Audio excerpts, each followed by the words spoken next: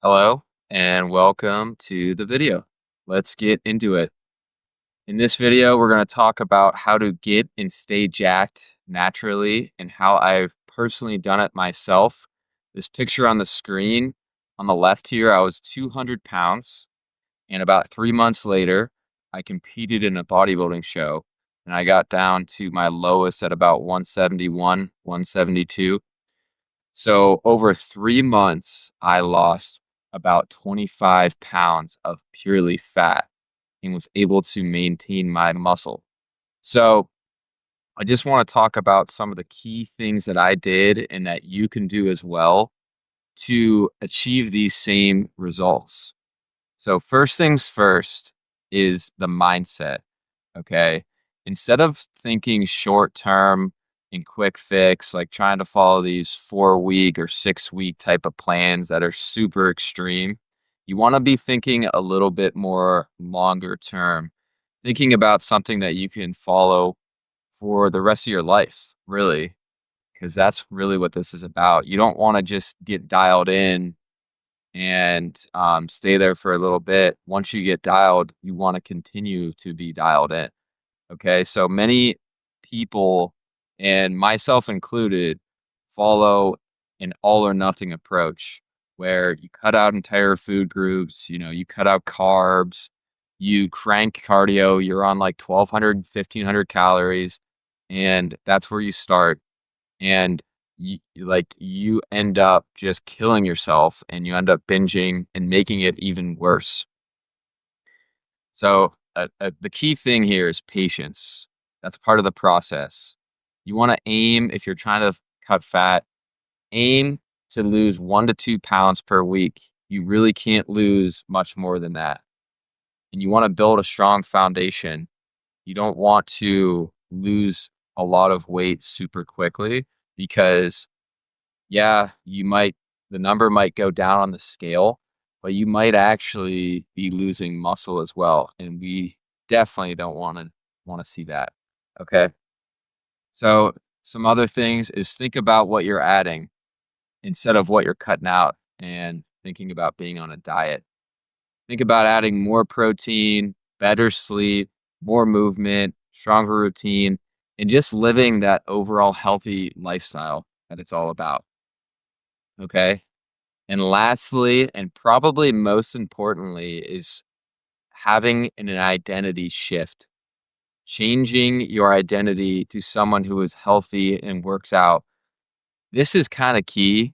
And once you change the way you think about yourself, you start to act in alignment with who you truly are.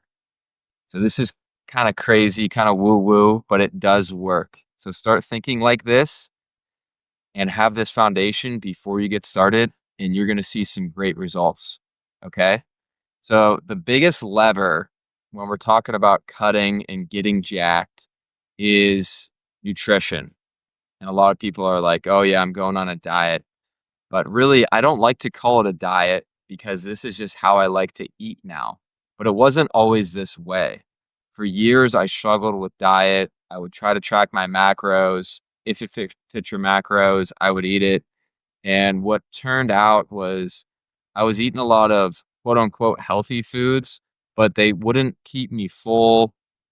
And a lot of them were processed. Think about like low calorie protein bars. Like it's essentially a candy bar with protein added in. Really not what we should be eating, in my opinion. And so the biggest unlock for me was the nutrition. But in order to understand that and how to structure a diet plan for yourself, you need to understand the basics, calories in, calories out. What actually causes fat loss is eating less calories than your body burns. Okay. And then you need to also have an understanding of the calories from macronutrients. So 1 gram of protein is 4 calories. Same with carbs is 4 calories. And then 1 gram of fats is 9 calories. And then setting your cutting calories, maintenance calories, and bulking calories. This is a nice calculation that is pretty widely accepted in the fitness community. And the numbers end up working out. So for example, if you're trying to find your cutting calories, multiply your body weight times 12, and that'll give you a good idea of your calories to aim for. And then maintenance, taking your body weight times 15, and you get your maintenance calories. And then if you're trying to lean bulk, anywhere from 16, 17 times body weight, and then you get your lean bulking calories. So these are just rough numbers, but the numbers do work out pretty well for trying to find your calories for setting up your diet based on your goals. So just a rough rule of thumb to follow. And then same with the macronutrient ratio. This is from your total calories. What I like to do is have about 30% protein, 30% fat, and 40% carbs. And down here, this is how the numbers work out for a 200-pound starting weight. So you're at 2,400 calories if you're trying to cut, okay? And this is what your macros end up being. And a lot of people are going to look at this and be like, oh, you're 200 pounds. I thought you're supposed to eat 1 gram of protein per pound of body weight. And yes, that is generally accepted as true. But what I've found and what I have researched as well is you don't need as much protein as you think. And what got me in trouble in the past was I was eating too much protein, and what ends up happening when you're eating too much protein is you end up sacrificing some of those calories from carbs and fats. So I like to keep my proteins, still around 30% of total calorie intake. 180 grams is plenty for a 200-pound guy that is natural. You're not going to have 200 pounds of muscle on you. I'm 5'9", 5'9", 200 pounds of muscle under 10% body fat is almost unheard of. So that's where I like to do my macro and my calorie split. Or what some people like to do is just focus on hitting your protein goal first and then backfilling the rest of your calories from carbs and fats. So whatever way you slice it and dice it, this is the basic overview of macros, nutrients, and calories. So you must have an understanding of this. And if you haven't tracked your macros before, I recommend doing that for a few weeks when you're starting out your new nutrition plan, just to have an idea of how many calories you're taking in. Okay. So when we're talking about whole foods and real foods means, foods that come from earth, minimally processed, single ingredients, not made in a lab, not in a box, real whole foods, single ingredients. So when we're talking protein sources, essentially any animal meats. Personally, myself, I like beef.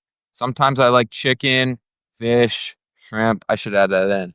Fish and seafood, like shrimp or salmon occasionally, but really the foundation of my protein sources from animals are going to be beef, probably 80% of the time, and then about 20% of the time I have chicken, occasionally fish and seafood, and then a lot of eggs, egg whites, Greek yogurt, sometimes cottage cheese, whey protein isolate, beans and lentils. You get minimal protein from there, but it's worth considering. Some say that they aren't as bioavailable from beans and lentils, but they still are a valid protein source for whole foods. Carb sources, single ingredients, simple stuff, rice, potatoes, fruit, all kinds of fruit, bananas, berries, kiwis, mangoes, any types of fruits. Frozen fruits as well are great for shakes, honey, oats, dairy. You get a little bit of carbs from dairy, and then vegetables as well. A lot of guys like to skip their veggies. I've done that in the past, and there's a lot of value in having vegetables, not only for the way that they help fill you up, but also the nutrients that are present in them. Your body digests well the fiber from the vegetables and from the fruits as well. It just keeps your body moving like a well-oiled machine. And then your fat sources. A lot of your fats are going to be coming from eggs, avocado, maybe some added fats. So when I say added fats, typically I mean olive oil and butter. Some guys like to use ghee or tallow. I never got into that too crazy. I keep it simple. I get butter and occasionally I use olive oil. Those are my added fats. I don't really eat much avocado, but a lot of people have had good success.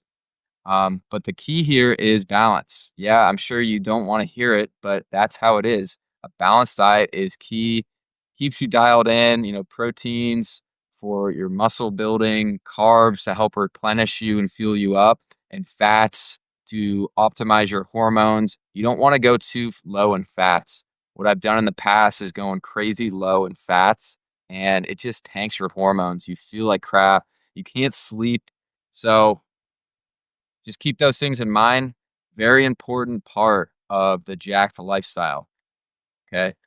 So now let's talk about the lifestyle and structure. So I was able to achieve those results with a full-time job and with a wife. I'm married.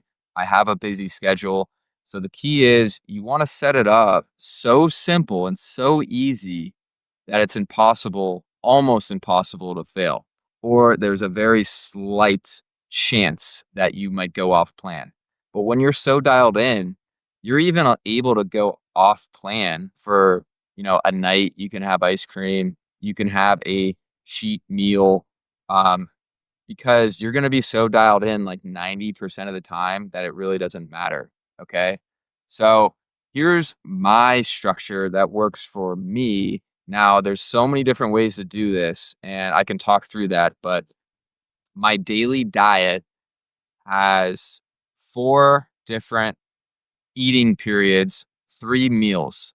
So typically, meal one is always the same, anywhere from 4 to 6 eggs. I'm going to have about 200 grams of whole milk Greek yogurt. I don't really like the zero fat version. I like that whole milk Greek yogurt, whole dairy, because you get some of those added fats in there. Then I throw some blueberries in there and honey just for sweetness. I don't like to do like the zero fat as well because some of them have added sugar in there and it messes me up. Like I just don't like added sugar. But if you do and it works for you, go for it. Like that's totally fine. So my first and then my shake is always the same as well. So it's always post workout too. You don't have to do it this way. This is just what I do. And I feel like you get better results by keeping the structure. So I just keep it post workout. You also get some of the added benefits from the anabolic window.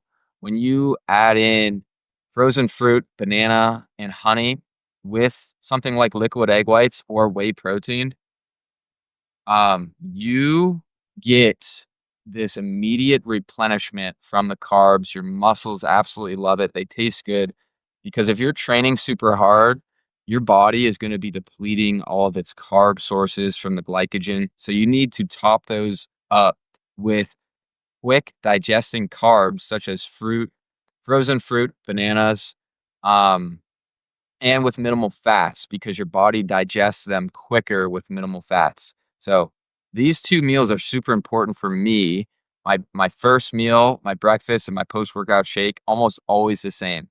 And then meal two, you could call it lunch. Almost always I'm having a lean ground beef. So either 93.7 or 96 or 96.4. So for me, the leaner the better sometimes, especially if I'm cutting. But when I'm maintaining, I can get away with the 93.7. And then I'm meal prepping meal two as well. So typically I cook it all on Sundays. I'm ready to rock and roll. I eat the same thing all week. It's what works for me. You got to find what works for you. But there's a lot of different ways you can do meal prep and to keep it fresh. I find that ground beef works for meal prep a lot better than chicken. Chicken to me, day three rolls around. I'm like, man, this chicken sucks. It just is it's hard to make it taste good. You really have to doctor it up. But ground beef has so much flavor already. And then meal three, some might call this dinner. But meal 3, typically my carbs are rice or potato. You can do air fryer, you can do boiled, you can do baked, you can do sweet potatoes, white potatoes. Doesn't really matter, but just keeping that good carb structure and then a lean protein. So I might have ground beef patties, I might have steak, I might have chicken thighs. Occasionally I'll have salmon. And then you want to have some vegetables in there as well. Do not skip your greens. And pickles are also a nice calorie hack. Very, very low calories, 0 or like 5 calories per slice. And also it helps your gut health as well. That and sauerkraut. You can look into that. I'm not going to talk all crazy about gut health here, but meal prep your lunch, cook dinner fresh, and then keep meal 1 and 2 the same. That's my structure. And then my training. Here's my training split. Legs on day 1. Workout 2 is chest and shoulders.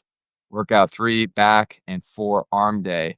And then essentially, I only rest when needed. So day 5 comes around and I'm still feeling good after this arm day. I'm hitting legs again because I like to train a lot. It keeps me dialed in. I love it. But you can see results by just working out 4 times a week. Like, you don't have to be crazy like me, almost training every day. I train, if we're looking at a 7-day period, I train 5 or 6 days in a 7-day period. I might take off on maybe Thursday, sometimes Sunday. Just depends on how I'm feeling.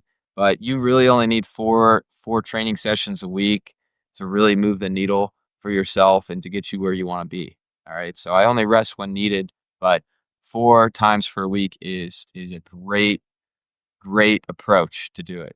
And then I'm hitting abs 2 to 3 times a week, calves 2 to 3 times a week, cardio 3 to 4 structured sessions per week, so anywhere from 20 to 30 minutes, and then running as well. You can focus on hitting your steps, but essentially, your cardio is a tool to burn extra calories, so you can eat more. I mean, that's really what it is, but also you get some added heart health benefits as well. So don't skip structured cardio. But I also, you know, for example, if I'm doing cardio one day, I might still go on a walk too. So I'm still looking to hit 10,000 steps daily. And then I golf, occasionally run, and my wife and I like to go on walks either in the morning or after dinner. So I just like to stay active. Hot yoga occasionally helps stretch out my joints. I like to move. Okay. So find things and activities that you like to do and just do them. Stay active. That's all part of the active lifestyle. Some people like to do pickleball, or they go skiing in the winter, or play basketball. So there's so many different things you can do to stay active. But I do think there's some value in structured cardio sessions per week. So the stepper is one of them, or seated bike.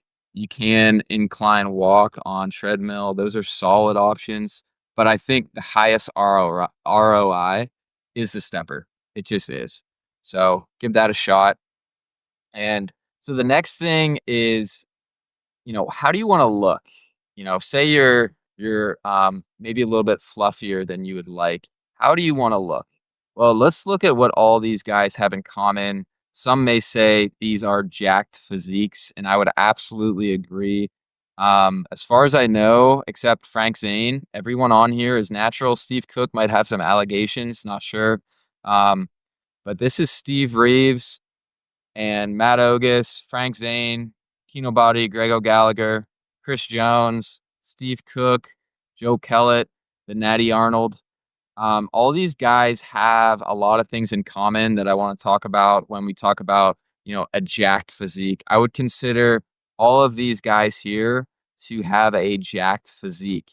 And what that really means is they have a thin waist.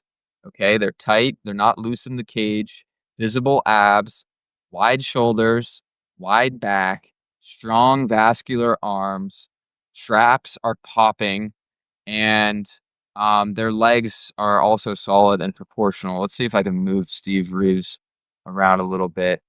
Steve Reeves was a 1950s bodybuilder and really laid the foundation for bodybuilding. And he is said to have one of the best physiques, and I would have to agree.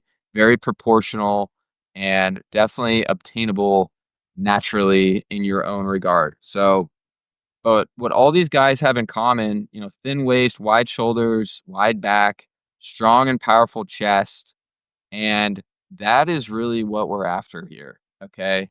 Yes, they look good without their shirts on, but they're also going to look huge with a shirt on as well. So, and they're going to look thin and jacked.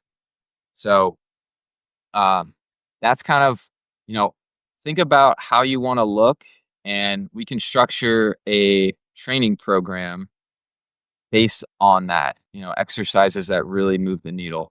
But there's some foundational movements that everyone should follow to achieve these types of results. Comparison is the thief of joy. We don't want to just look like these guys, but we want to use these guys as inspiration and just looking at them like, all right, what is a jack physique? Let's see how close I can get to that and create your own version of the best body that you're after. Okay.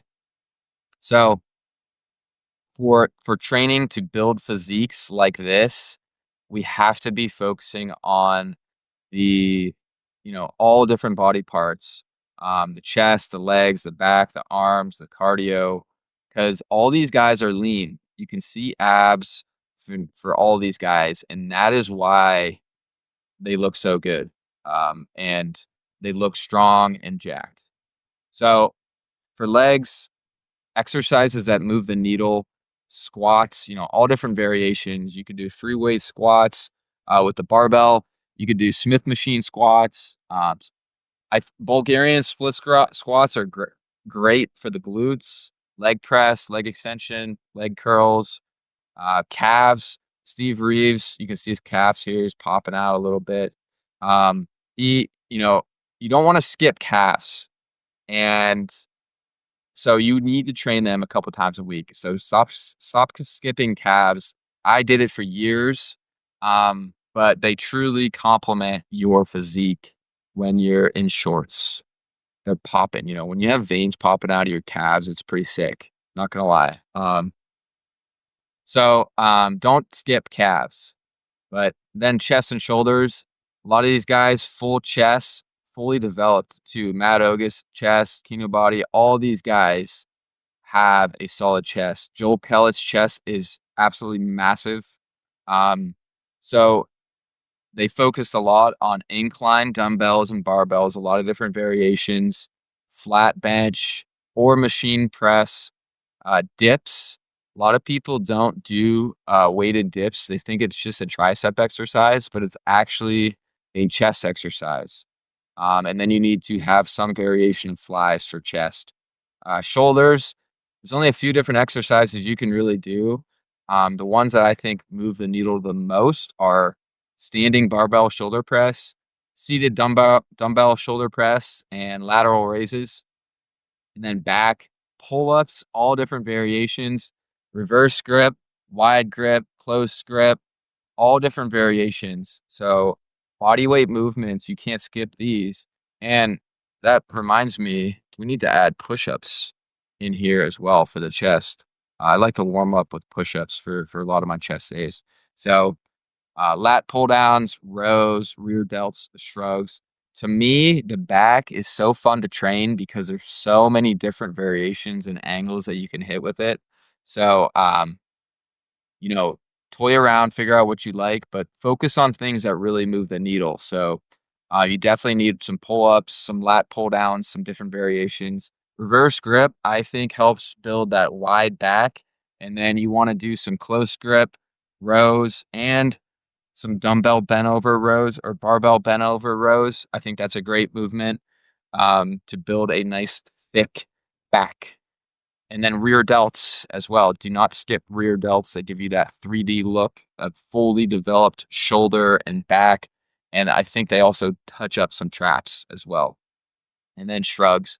As a natural, you need to be training your traps, or when you cut down, your neck shrinks. Okay, so you gotta hit some of the traps. Okay, so all different angles here for back.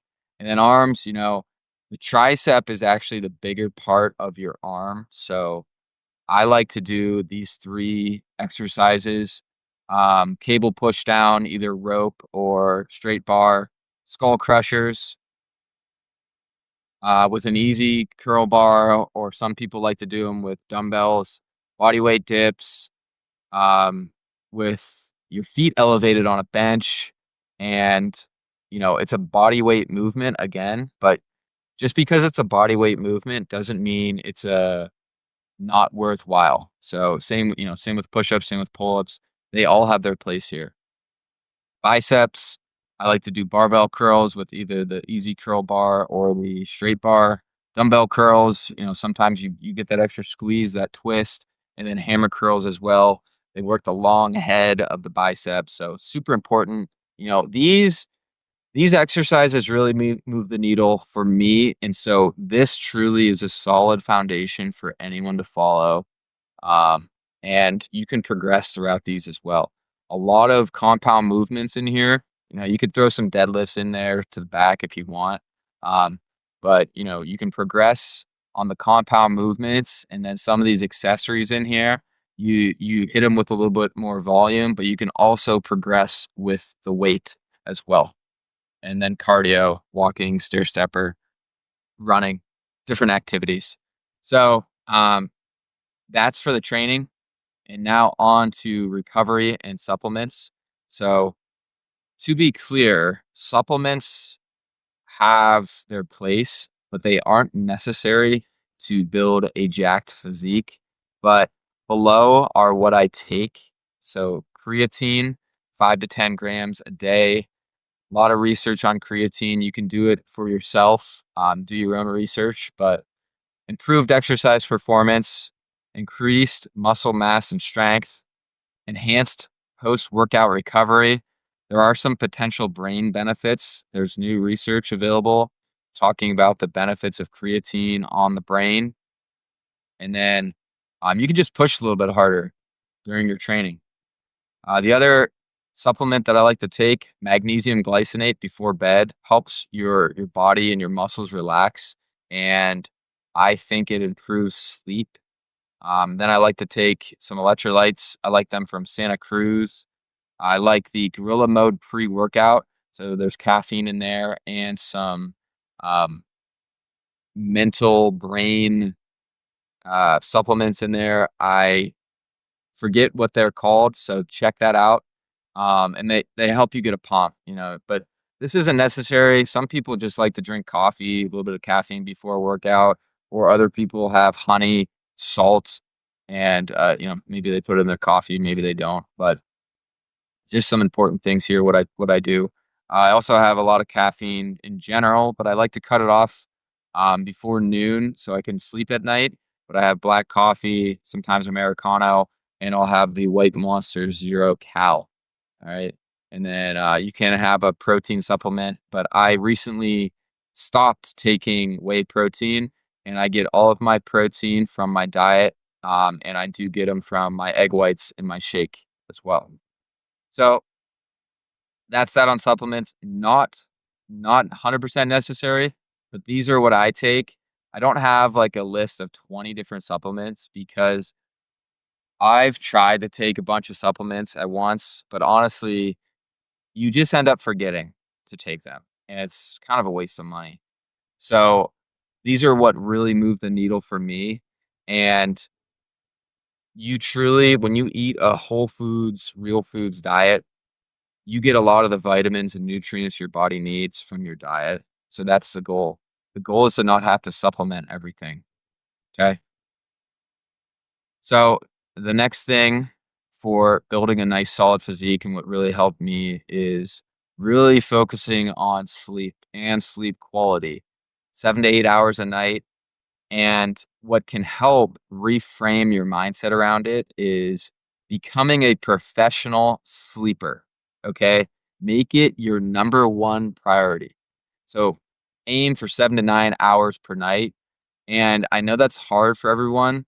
It can be hard for people, but if you set a time that you want to go to bed and you stick to that time, that's the key, even on weekends. So for me, sometimes I'm in bed at 8:30, 9 o'clock at night because I like to train in the morning. So um, I value my sleep, and it is a cheat code. It's one of the best performance enhancing drugs you can take. It's just sleeping well. So some tips, going to bed and waking up at the same time every day. Keeping the room temperature cool, anywhere between 62 to 69 degrees Fahrenheit. That's a good rule of thumb. Blackout curtains. If it's loud, you can consider a sound machine or earplugs if necessary, if you need to really focus on the sleep. But make an investment in a comfortable mattress, pillows, blankets. If you're sleeping 8 hours a day, that's like 30% of your life you're sleeping. So you might as well invest in some solid tools to help you sleep better. So, you know, we have comfortable pillows, a nice comfortable mattress, blankets. Avoid stimulants too close to bedtime. So if you work out after work at 5 o'clock, you definitely don't want to be taking pre-workout if you're trying to go to bed early because caffeine has a half-life of about 6 to 7 hours. So if you consume a cup of coffee 6 hours before bedtime, that's equal to drinking half a cup immediately before going to bed, which I know sounds crazy, but caffeine stays in your system for about 14 hours, but it has a half-life of about 6. So I cut it off at noon. That's a rule for myself. Um, the other thing is alcohol. It wrecks your sleep. You might think it improves your sleep because you get knocked out, but your REM sleep reduces when you are drinking, and you have a higher chance of waking up in the middle of the night and just overall affects sleep quality. So you have to really be careful if you like to drink, and you're trying to cut, max keep it 1 to 2 times per week. And I heard this recently. It's called the 2 by 2 method. So 2 drinks, 2 nights a week max, and cut it off there. Um, if you want to get lean and jacked, you can't be drinking like 12 beers on a weekend and expect to get there. It's just not going to happen. Okay. So, another thing that helps me is avoiding large meals close to bedtime. Some people can crank down like a 1,000 calorie meal and go right to sleep. Not me. I notice I sleep better when I have my last meal 2 to 3 hours before going to sleep. Um, get morning light from the sun if you can, and you can also go on a walk before the sun goes down. It helps with your circadian rhythm and it just boosts your overall mood. Regulate evening light. So dim lights before bed. Just create a nice, relaxed, stress-free atmosphere before going to bed. All right. So just some things about sleep. Sleep's super important. So um, all these things are important, but it's a work in progress. You don't have to be perfect right away, but these are some of the things that I do that help me, and they could probably help you as well. Um, there's also these things on your phone where you can have like night mode, or there's this app for computers called Flux that essentially removes all of the blue light from the screen, and they say that that blue light, messes with your serotonin and keeps you up. So just something to think about there. And then lastly, these two things, these are mainly, hydration. Obviously, you want to stay hydrated, and then managing hunger. So some tips for staying hydrated is start your morning with, a big glass of water. Add sea salt or electrolytes if you want. Essentially, what that does is it boosts your metabolism, it kickstart your digestion, and you just feel better and you're off to the right foot. I even have some water right here. I'm going to take a sip. Always have a water bottle handy. Add electrolytes if you want. Drink when you feel thirsty. And even when you have meals, drink 1 to 2 glasses. And I'm like a water snob, so I drink only reverse osmosis. Super important to me. A lot of the tap water has added uh, things in there that just aren't the best, like fluoride and sometimes chlorine to kill off some of the different bacteria. So I like the reverse osmosis. I think it tastes better, but doesn't matter that much. Just stay hydrated. Make sure you are oiling your machine, keeping the system running smoothly. You want to be a high performance machine. Okay. Now, lastly, specifically when you're cutting, obviously, you wanna do whatever you can to manage hunger. Hunger is a sign that you're on the right track, but you don't wanna be starving yourself. But if you're cutting, at some point, you are going to be experiencing hunger. And, that's a sign that things are working well. You don't wanna be starving, like I said, but some ways to manage hunger and what works for me, the biggest thing is eating a whole food diet, in my opinion, nutrient dense, foods that help keep you full. So, fiber rich foods, fruits, vegetables, high volume, low calorie items. So, like salads, just watch the added dressing that you're going to put in there, or low calorie foods, like I said, pickles, different vegetables, things to snack on. There's also something called the satiety index. So look into the foods that have high satiety. Some examples are potatoes. White potatoes are like some of the highest foods that keep you satiated. So they really fill you up and they're high ROI. So, you know, that's why this whole diet, nutrient, whole food diet is a thing. You want to eat foods that keep you full. Okay. Um, some other things, ensuring you're properly hydrated, getting enough sleep, having protein each meal, eating slower, eating full meals and avoiding snacking, chewing gum. I like to chew a lot of gum actually. That helps manage hunger for me. And then just staying hydrated, drinking water before meals. And lastly, instead of sitting on the couch all night after work and after your workout, maybe go on a walk, stay active. I know for me, if I'm sitting around too long, I'm gonna want a snack. Okay. The other thing here too, I think is important is to remove junk food from your house entirely. So make it impossible to cheat on your diet.